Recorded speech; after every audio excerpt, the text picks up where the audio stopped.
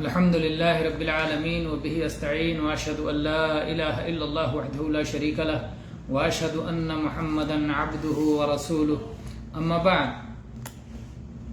صلاۃ کا آغاز تکبیر تحریمہ سے ہوتا ہے۔ تکبیر یعنی اللہ اکبر، اور اس تکبیر کا نام تحریمہ ہے اس لیے کہ یہاں سے صلاۃ کی شروعات ہو جاتی ہے، اور صلاۃ کے اندر جو چیزیں منع ہیں ان کا کرنا حرام ہو جاتا ہے، اور پھر جب السلام علیکم کہہ کر کے صلاۃ ختم کرتے ہیں تو وہ چیزیں دوبارہ حلال ہو جاتی ہیں، اسی لیے اس تکبیر کا نام ہے تکبیر تحریمہ۔ اس سلسلے میں آئیے حدیث پڑھتے ہیں۔ ابو ہریرہ رضی اللہ عنہ روایت کرتے ہیں کہ اللہ کے رسول صلی اللہ علیہ وسلم مسجد میں داخل ہوئے،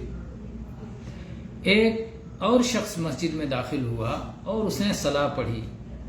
اور صلاۃ پڑھ لینے کے بعد نبی صلی اللہ علیہ وسلم کی خدمت میں حاضر ہوا اور نبی صلی اللہ علیہ وسلم سے سلام عرض کیا۔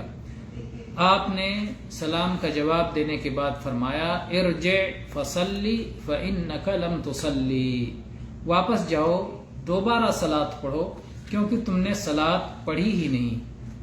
وہ شخص واپس ہوا، اس نے دوبارہ صلاۃ پڑھی جس طرح کی اس نے پہلے پڑھی تھی، پھر آیا، پھر نبی صلی اللہ علیہ وسلم سے اس نے سلام کیا۔ نبی صلی اللہ علیہ وسلم کا جواب تھا وعلیک السلام، آپ نے اسے سلام کا جواب دیا اور پھر فرمایا ارجع فصلی فإنک لم تصلی، واپس جاؤ، تم پھر سے صلاۃ ادا کرو کیونکہ تم نے صلاۃ ادا نہیں کی۔ اس طرح 3 مرتبہ ہوا۔ تیسری بار اس شخص نے کہا والذی بعثک بالحق ما احسن غیرہ فعلمنی، اس ذات کی قسم جس نے آپ کو حق دے کر بھیجا ہے،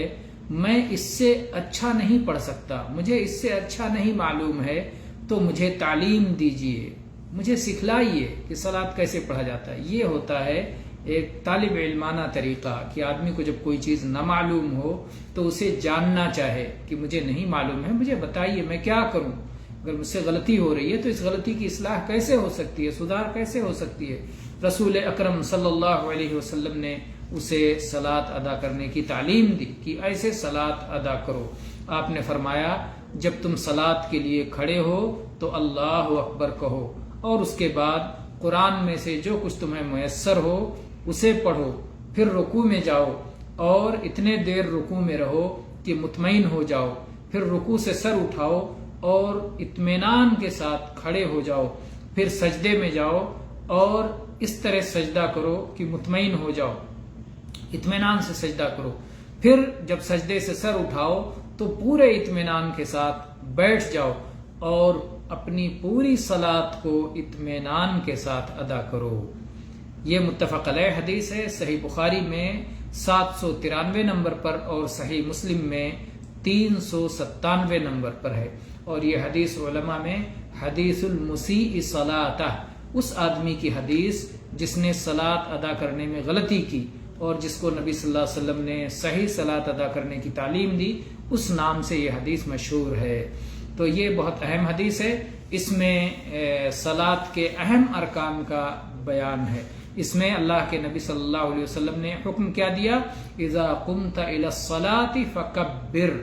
جب صلاۃ کے لیے کھڑے ہو جاؤ تو اللہ اکبر کہو، اللہ اکبر سے اپنی صلاۃ شروع کرو۔ تو اللہ اکبر یہ تکبیر تحریمہ ہے، اس کے بعد وہ ساری چیزیں انسان کے لیے حرام ہو جاتی ہیں جو صلاۃ کے اندر منع ہیں، جیسے بات چیت کرنا حرام، کھانا حرام، پینا حرام،